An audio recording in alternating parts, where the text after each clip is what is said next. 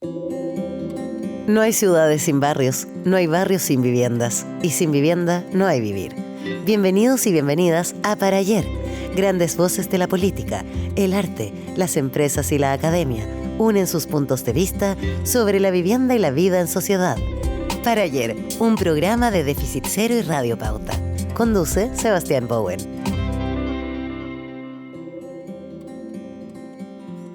Hola, soy Sebastián Bowen y bienvenidos a un nuevo capítulo de Para Ayer, un programa hecho en conjunto entre Déficit Cero y Radio Pauta, donde buscamos conversar con distintos protagonistas, personas que han tenido la experiencia finalmente de la vivienda, del barrio, de la ciudad y de sus propias experiencias, poder conversar respecto del vivir y convivir en nuestro país.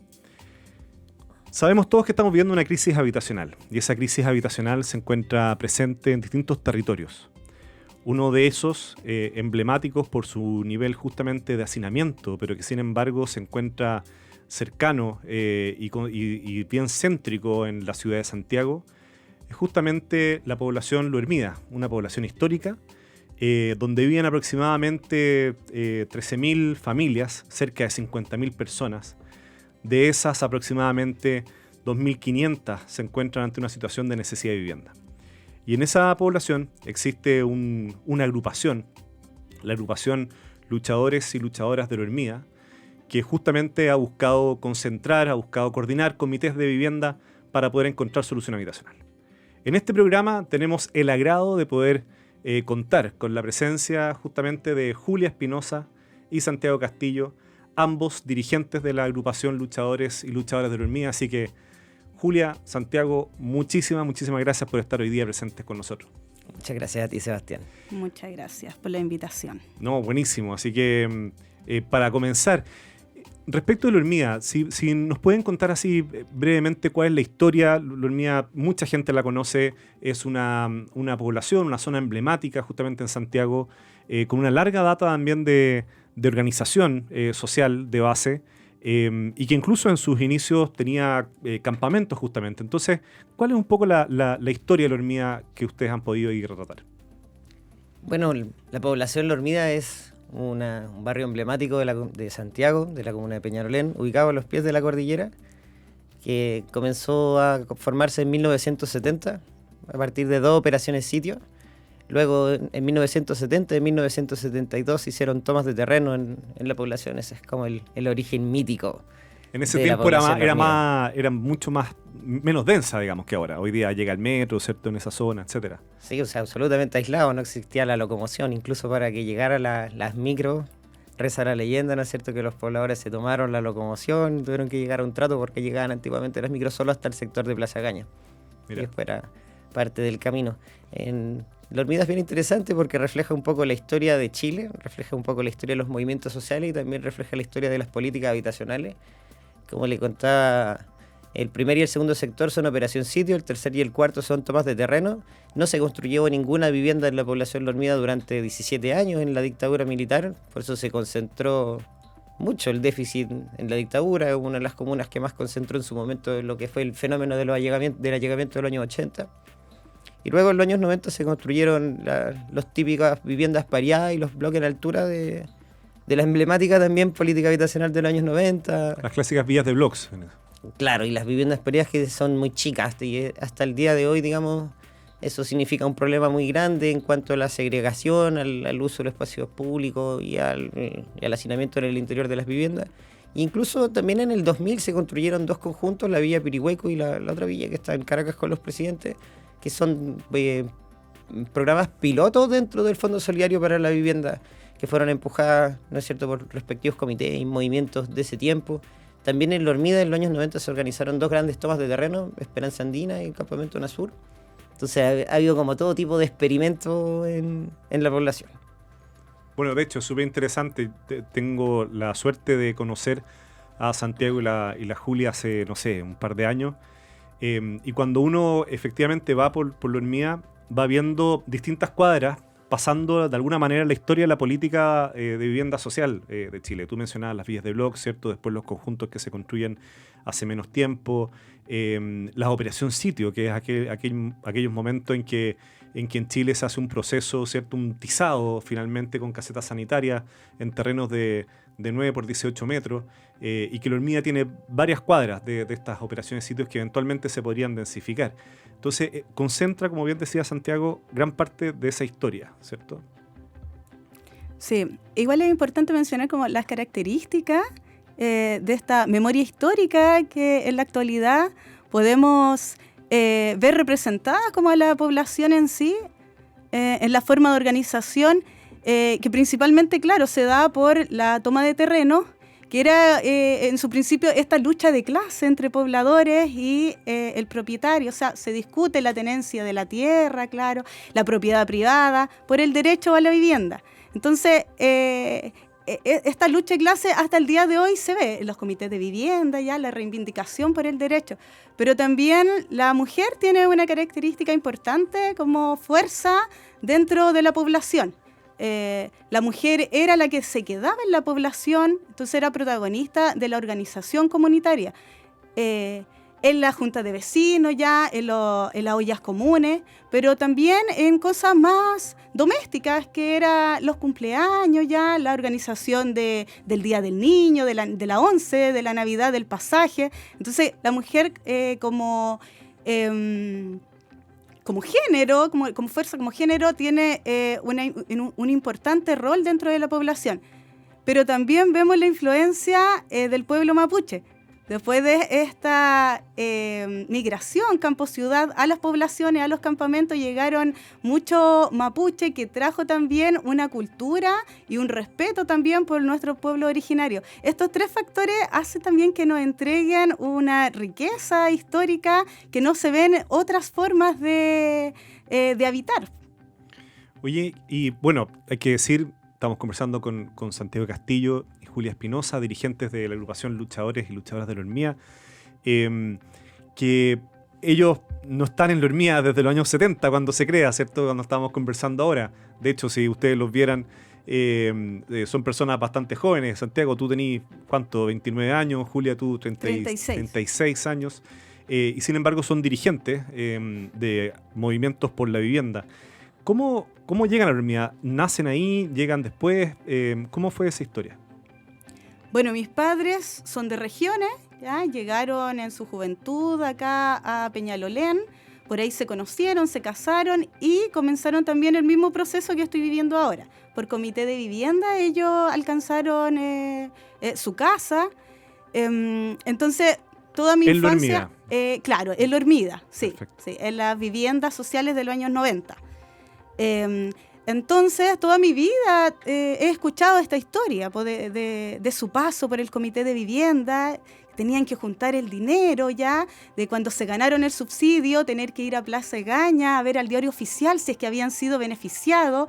Toda esta riqueza, yo tengo memoria también de haber estado saltando en la cama porque nos ganamos el subsidio, y después el conocer tu casa, que para mí era maravilloso ver el jardín que tenía, que al final era maleza, pero para mí como una niña de 4 años era la dignidad pura después de haber vivido de arrendataria en una mediagua con piso de tierra a mis 4 años ya, tener que ocupar el baño de la casa de adelante. Entonces llegar a una casa de segundo piso con baño adentro, para mí tener pieza propia era maravilloso. Y creo que la repetición también, o las ganas de ser dirigente, pasa por lo mismo, pasa por darle también esa dignidad a mi hija y bueno, a toda mi familia. En el comité de vivienda mía está mi hermana, están mis primas, están mis vecinas, ¿ya? Entonces creo que también uno es reflejo de la lucha de los padres. Claro, ¿y tus padres están vivos, Julia, hoy día? Sí. ¿Y qué te dicen cuando te ven justamente en este rol, repitiendo de alguna forma, reproduciendo, ¿cierto? esa misma historia? ¿Cómo lo viven ellos? Bueno, para ellos es un orgullo principalmente porque, y que es algo que se repite en toda la familia, esto de que los hijos tienen que ser más que los padres, Entonces, esto de inculcar que tienes que estudiar, que tienes que ser más, siempre estuvo repetitivo. Entonces, ver a la hija ya que es dirigente social, ya que organiza la comunidad, que está estudiando ya y que pudo ser un poco más que los padres. Mis padres a todo esto no llegaron a octavo. Mi mamá tiene 7º básico, mi papá 8º, entonces ya para ellos creo que soy lo más. Bueno, hay que aclarar, Julia, si no me equivoco, tú estás en primer año de trabajo social, Sí. ¿no? En la Academia de Humanismo Cristiano. Santiago, tú eres investigador de historia y estás actualmente estudiando un doctorado, ¿no? En historia en la USACH. ¿Cómo llegaste a la Universidad de Santiago? Yo cuando tenía como 14 años falleció mi mamá. Estuvo en coma 2 años antes de fallecer y yo en ese tiempo como que conocí la calle y conocí el país. Me tocó harto conocer lo que fue la marginalidad en ese tiempo y caminé harto por las poblaciones de Santiago y caminé harto por Chile, por hartas playas y por hartos cerros de nuestro país en una etapa media dura y como a los 17 años yo estaba estudiando en el Alessandri y fue el movimiento estudiantil y eso me cambió la vida en cuarto medio. Me cambió drásticamente mi visión de cómo tenía que... como desde lo que pensaba de cómo era la sociedad, digamos. Y me abrió un poco los ojos y si bien yo ya tenía familia en la población La Hormida, me fui a vivir allá como por decisión propia, a arrendar una pieza, como... y eso también como por la misma razón entré a estudiar historia. Mira. Eso como la misma motivación en ambas cosas en la misma etapa de la vida. Una de las cosas que me llamó la atención cuando nos conocimos fue en pleno periodo de pandemia. Le voy a contar así resumidamente la historia, pero la agrupación Luchadores de la Hormida, yo estaba como director ejecutivo en Techo, y nos llaman un día, ¿cierto? Y nos invitan a conversar, básicamente. Y me acuerdo que tuvimos esa conversación al aire libre, porque no se podía estar en espacios cerrados, en ese momento todos con mascarilla, algunos no. Pero recuerdo la organización de las ollas comunes de la Hormida. Entonces ahí fue una experiencia muy potente de organización comunitaria que mostraba también el claro oscuro, finalmente la ausencia a veces del Estado, ¿cierto? En el sentido que la comunidad se organiza para buscar protegerse entre sí, pero también es la ausencia de las instituciones, en momentos en que se está pasando un momento súper crudo en Chile. Entonces, esa experiencia de las ollas comunes, lo que significó para la organización, lo que significó en el fondo para la gente, ¿cómo fue en La Hormida? Creo que es súper importante destacar el trabajo previo, antes de pandemia, el tejido social que estaba consolidado. Entonces, levantar una olla común no fue difícil porque la olla común siempre existió, nunca dejó de estar. Si bien es cierto, era una acción reivindicativa ya de esta lucha por la alimentación, en diferentes actividades, ya en diferentes conmemoraciones, siempre estuvo la olla común. Para el aniversario de La Hormida, ya para la Pascua Popular. Entonces ya se sabía dónde comprar, ya teníamos contactos, ya habían espacios, salones, comedores, la junta de vecinos, con equipamiento básico, pero se podía levantar de un momento a otro. Entonces la pandemia, si bien es cierto, no nos tocó de golpe, ya sin avisar. Nosotros ya estábamos organizados, ya había manos para el trabajo. Y las diferentes juntas de vecinos también estaban organizadas entre sí, o sea, había una articulación. Entonces, fue muy grata esa experiencia. Creo que no tuvimos, si bien es cierto, yo no trabajé directamente en las ollas comunes, no hubo la necesidad o la precarización, la necesidad de hablar al municipio, a privados, para que estuvieran trabajando, porque los aportes llegaban solos. Oye, y ahí yo también quisiera destacar algunas cosas. Como dice la Julia, a nosotros nos pilló la pandemia en un proceso de organización súper intenso. Digamos, antes del estallido social, yo creo que ya en la población La Hormida existía como un ascenso en la organización comunitaria. Nosotros nos formamos como organización en marzo del 2018 y ya estábamos comenzando a agrupar un montón de gente, digamos, antes del estallido social. Antes del estallido social incluso nosotros hicimos un par de movilizaciones importantes, una toma de terreno. Estamos como levantando una serie de demandas y yo creo que el estallido social en particular a nuestras organizaciones nos pilla bien, digamos. Nosotros somos organizaciones que fuimos súper protagonistas de la revuelta de octubre, participamos súper decididamente de ella y digamos, desde el 18 de octubre en adelante Peñalolén fue una comuna epicentro de las protestas, pero desde el 11 de noviembre del 2019 mucho más, porque hubo un episodio de violencia particular en La Hormiga, y hubo como una especie de levantamiento local, por decirlo de alguna forma, que duró bastante tiempo. La Hormiga es históricamente una comunidad empobrecida, golpeada por las crisis económicas, y también fue una población, digamos, bastante golpeada en el contexto del estallido social. Hubo violación a los derechos humanos que nunca han sido investigados en nuestra población.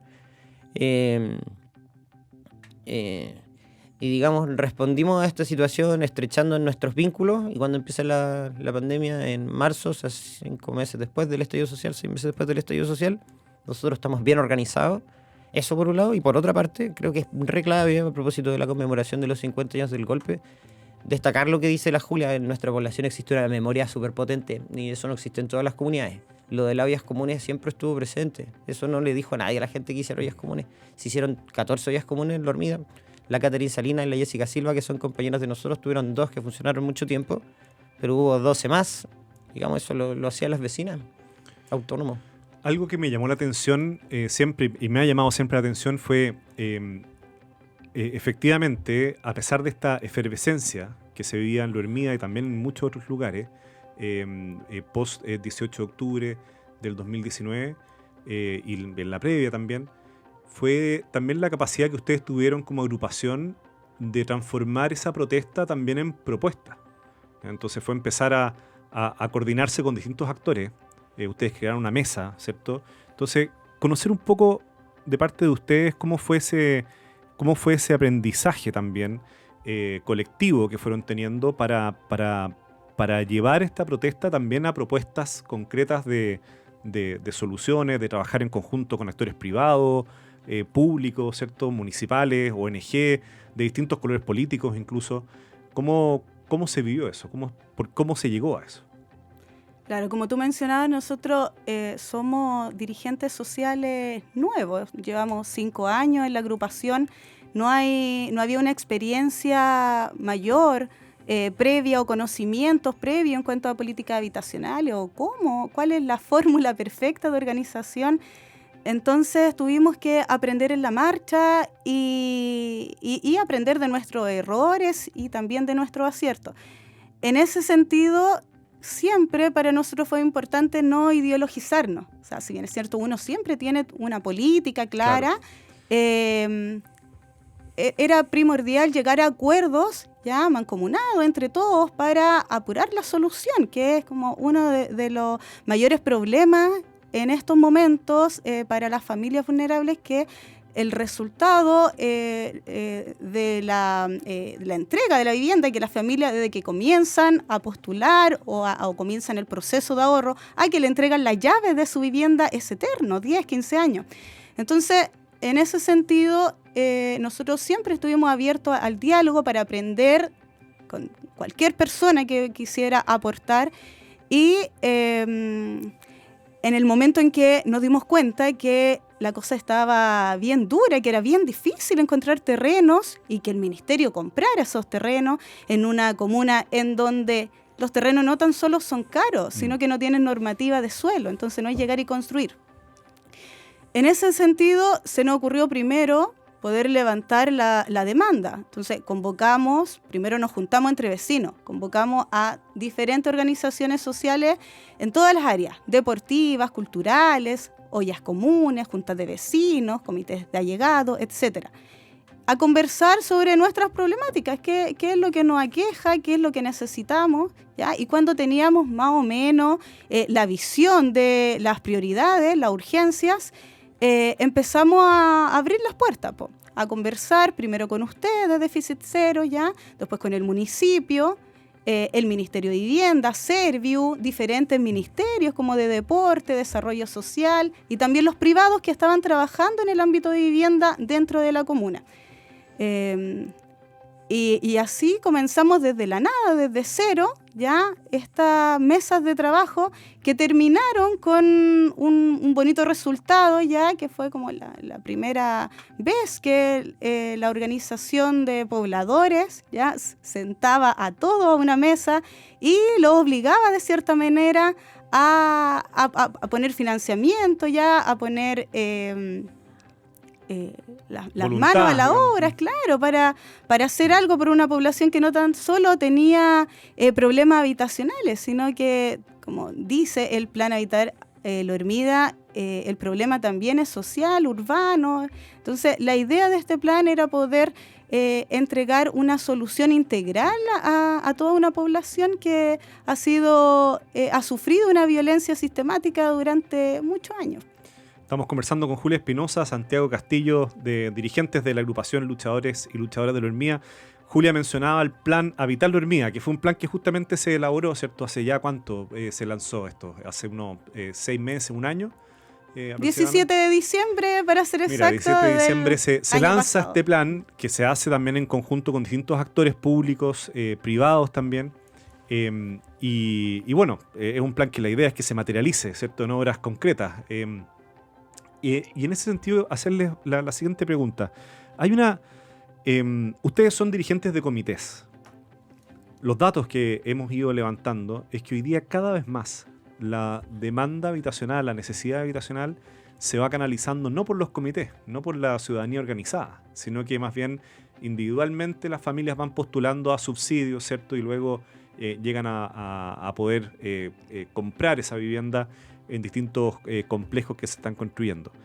Eso también habla de opciones que tenemos en el país, ¿cierto? Y de cómo se va configurando una idea de que la organización es cada vez más débil. Entonces, ¿cómo lo ven eso desde los comités? ¿Cuáles son los desafíos que tienen hoy día los comités de vivienda en este contexto?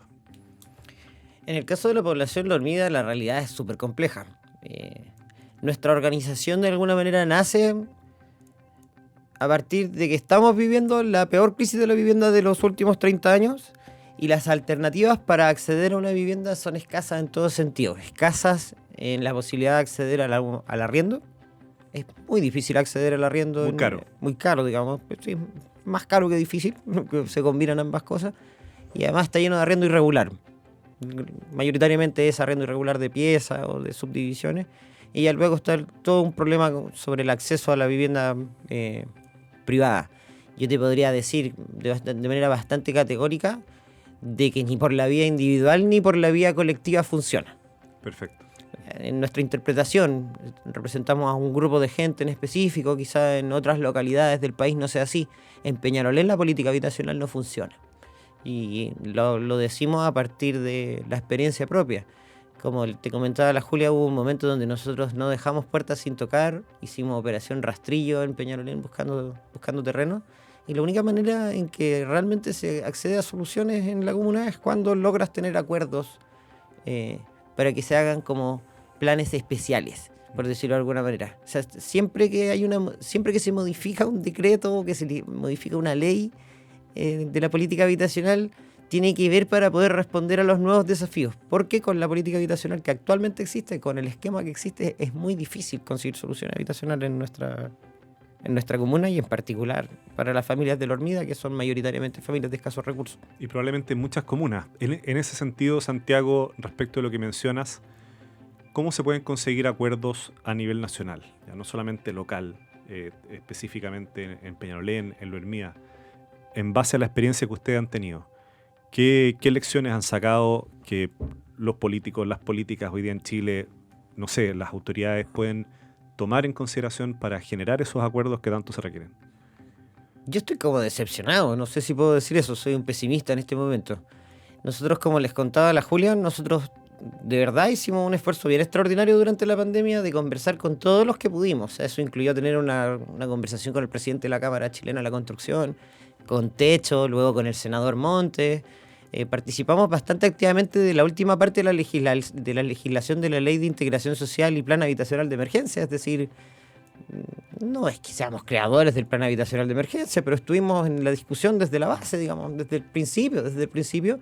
Y luego con eso sentamos con esa idea, así que vamos a tener una ley nueva, un gobierno nuevo, ¿no es cierto? Además con un ministro con una súper buena reputación. Tenemos a distintos actores muy destacados interviniendo en la población Lo Hermida, por ejemplo, Gabriel Lagos de Consolida, pero también Alejandro Aravena está trabajando para el desarrollo del proyecto de integración social que se está haciendo en el borde de los presidentes. Bueno, Techo ya estaba trabajando con nosotros, luego Déficit Cero, estamos trabajando juntos prácticamente desde que ustedes nacieron como organización. Entonces, bueno, teníamos como una muy buena oportunidad y además, como les comentamos, como en una buena parada de la organización, de bueno, ya probemos qué tal como démosle otra oportunidad al diálogo institucional después de haber tenido como una ruptura muy fuerte con las instituciones durante el estallido.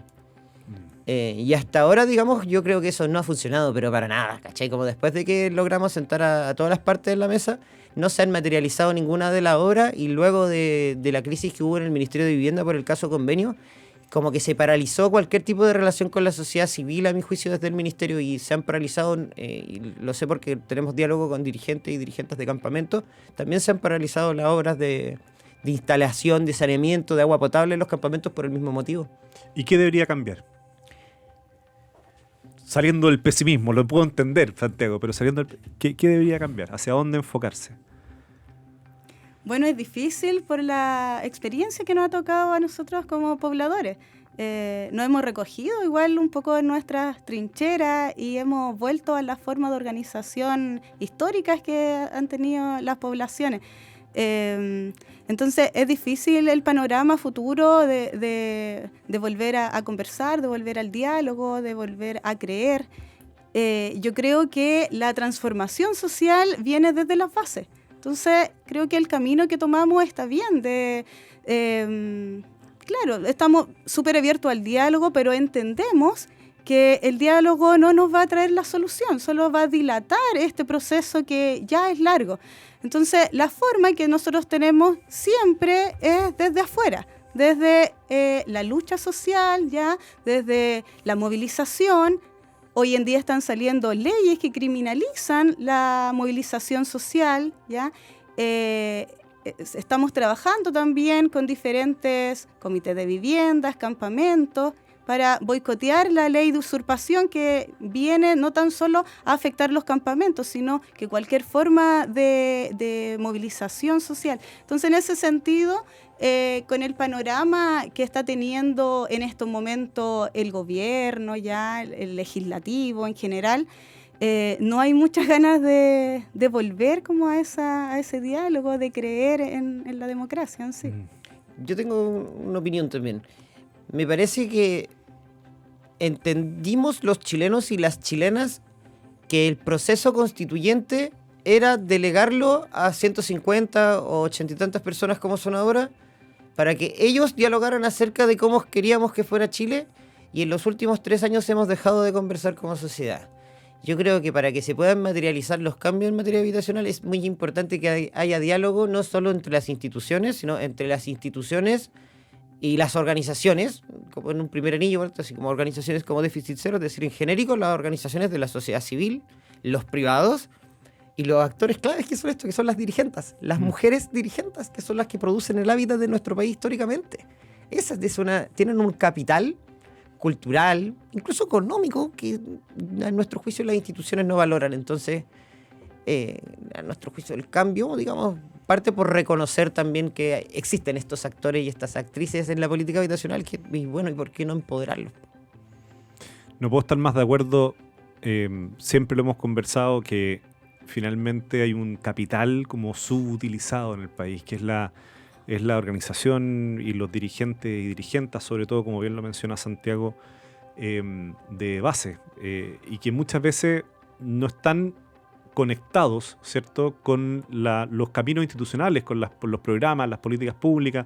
Si eso se conectara, habría un aprendizaje para las políticas públicas brutal de lo que sucede justamente a nivel comunitario, ¿cierto?, a nivel más de los barrios. Y ya que estamos hablando de barrio, y ustedes viven, ¿cierto?, en un barrio, en Lo Hermida, ¿qué a juicio de ustedes, cuáles son los elementos claves que debería tener un barrio, una vivienda que se precie de digna? Si hubiera que mencionar todos, 3, digamos. Bueno, mínimos de habitabilidad.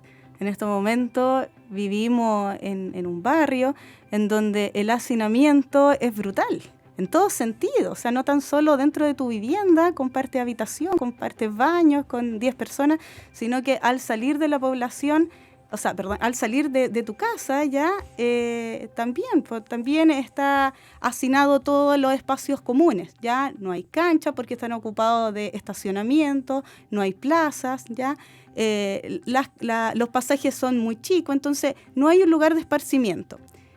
Los mínimos de habitabilidad son fundamental para el desarrollo de una vida individual, familiar y también comunitaria digna, ¿ya? Ese sería un factor clave. Por segundo lugar, también podría decir el acceso a la ciudad también, que las clases vulnerables también han sido siempre despojadas un poco de las ciudades, ya apartadas. Y hay que volver a tomarse la ciudad, volver a ser parte de estos espacios que han sido negados. O sea, las poblaciones en los 90 los dejaron a esta... Bueno, no en los 90, sino que la política de Pinochet sacó a todos los campamentos y los tiró afuera de la ciudad, ¿ya? Y uno se demoraba 2 horas o más en llegar a tu trabajo. Eso es algo que hay que terminar. ¿Y por qué no podemos seguir viviendo en Peñalolén? ¿Por qué nos tenemos que ir a regiones a vivir, que es lo que nos serviría si postulamos individualmente a los subsidios habitacionales? ¿Ya? En Santiago es muy caro, así que la única opción que nos quedaría para canjear esos subsidios sería comprando en regiones, ¿ya? ¿Por qué nosotros no podemos seguir habitando la ciudad? ¿Por qué no podemos estar donde está el trabajo, donde están los hospitales, donde está nuestra familia? Tu historia. Claro. Uno de los temas súper vinculados al barrio, a la vivienda, es también un tema que hoy día está en boga de todos en Chile, que es la seguridad. Ustedes lo viven, ciertamente. Muchos de los elementos que tú mencionas, Julia, de esparcimiento, de espacio, ¿cierto? Muchas veces no se tienen por problemas de seguridad. Y recuerdo, no me acuerdo si fue alguno de ustedes o otra persona de sus comités, que en una conversación dijo, mira, qué importante es que antes, qué importante es que trabajemos primero con el Ministerio de Vivienda antes que esto sea visto como un tema del Ministerio Interior. Cómo justamente poder enfrentar la problemática de la seguridad y la problemática de la seguridad vinculada a la vivienda, a los barrios, en el contexto actual. Yo ahí puedo decir hartas cosas. Primero me quedé un poco pegado pensando en qué le da dignidad a un barrio, y yo creo que una de las cosas claves es que algo que nos da dignidad es ser oídos. Un barrio que es oído es un barrio digno. Primero porque ser oído significa que primero tenemos que conversar entre nosotros y ponernos de acuerdo. Eso es lo primero. Y escucharnos entre nosotros, escuchar a los niños, a las niñas, a los adultos mayores, escuchar la necesidad de nuestra gente y conversar, que es lo que la mayoría de la gente ha dejado de hacer. En Dormida, en Santiago, en Chile. Y luego, que se nos escuche. Yo creo que eso es súper importante en un campamento, en una población, en una villa que se está recién construyendo, que se le escuche a la gente lo que dice la gente es importante. No quiere decir que se nos haga caso en todo, ¿eh? Quiere decir que se nos escuche. Y luego, el problema de la seguridad tiene 2 o 3 dimensiones en Dormida. Primero, la seguridad se mezcla con el hacinamiento. Entonces, como no está claramente delimitado el espacio privado con el espacio público, porque estamos muy, muy hacinados, la idea de seguridad está más relacionada a problemas de consumo problemático, de alcohol, principalmente de alcohol, de droga, pero a la distorsión del espacio de lo privado y de lo público, está súper asociado a eso. Los problemas de pareja son parte de la comunidad, digamos, y así otras cosas que no es que crea que debieran estar en el espacio de lo íntimo, pero que al menos que sea opción de la familia, digamos. Y luego hay toda otra dimensión de que hay mucha gente que cree que nosotros somos un problema de seguridad para ellos. Y por ejemplo la policía nos trata así. Y eso ha sido históricamente en Dormida. Nosotros no somos un barrio protegido, sino que somos como un barrio al que el resto de la sociedad se protege de nosotros. Y eso también explica un poco por cómo se configura el espacio. Así, Dormida está como encajonado entre una autopista, un canal, una calle grande como Grecia, los presidentes que no te da nada. Y ha habido estigmatización de nuestra población históricamente. Históricamente ha habido estigmatización, prejuicios, digamos. Claro, para entender este fenómeno de la inseguridad que se vive en la población lormida y en general, se repite en todas las poblaciones. Hay que comprender los síntomas un poquito de por qué reaccionan la ciudadanía así. El narcotráfico, ya la violencia, el consumo problemático, como dice Santiago, son síntomas de una frustración por carencia de todo tipo, ¿ya? Carencia económica, ¿ya? También sentimentales, familiares, etcétera. Entonces, claramente está vinculado con la necesidad habitacional. Si un niño tiene que compartir su habitación con sus padres, sin tener su autonomía de pequeños, ¿ya? Por supuesto que crea una carencia que se refleja en su vida de adulto. Entonces, por supuesto que va a querer tener una casa grande. Y claro, pues, en su adolescencia, en su juventud, le muestran las armas, le muestran la droga como forma de obtener esa casa rápido, la va a tomar sin pensarlo, porque lo único que quiere es darle esta respuesta a esta necesidad que se ha posicionado desde la primera infancia. Es súper difícil y está todo vinculado con la vivienda, que es como la lucha social primaria, ¿ya? Como lo que le entrega dignidad a la familia a priori, es poder construir un hogar digno, tu propio espacio donde formarte. Entonces, una de las opciones que nuestra agrupación le da a la forma de comunidad, a la forma del buen vivir, ya que no tan solo es en lo íntimo, sino también en lo común, es comenzar primero peleando por el derecho a la vivienda adecuada. Oye, yo quisiera agregar a propósito de lo que dice la Julia, que me parece como re importante, es que en nuestra población en particular, a diferencia quizá de otras partes, no es que domine tal narco, domina tal capo, no, como que lo que hay es violencia en el interior de la comunidad, pero como por frustración, incluso los que practican la violencia delictual, también hay como una constante frustración, o sea, como efectivamente a nosotros se nos crió valóricamente para querer tener autos bacanes, para tener una casa bacán, pero ninguno lo logra, ni tampoco los delincuentes. Entonces en ese sentido también ellos tienen sus propios sueños frustrados y tiene como toda la comunidad una aspiración frustrada que es parte del ambiente, que es bien rara y que explica en particular por qué existe como esa violencia como media desintegradora. Violencia familiar, violencia de género, violencia que no alcanza a ser disputa entre bandas, es menos que eso.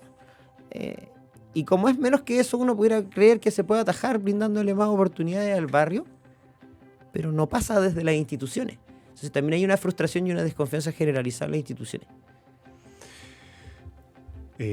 Santiago Castillo, Julia Espinosa, ambos dirigentes de luchadores y luchadoras de la Hormiga, de comités de vivienda, justamente de esa emblemática población. Agradecerles la honestidad, la sinceridad con la que conversamos acá, con la que nos escuchamos. Me quiero quedar con eso, cuando ustedes decían la dignidad está asociada a la escucha, al ser oídos, y a partir de eso a la acción. Y que esa acción, por ejemplo, en algo como el Plan Habitar la Hormiga, plan que se construyó desde la Hormiga con varias obras para poder dar frente a la crisis urbana y habitacional que está en la Hormiga, se pueda lograr.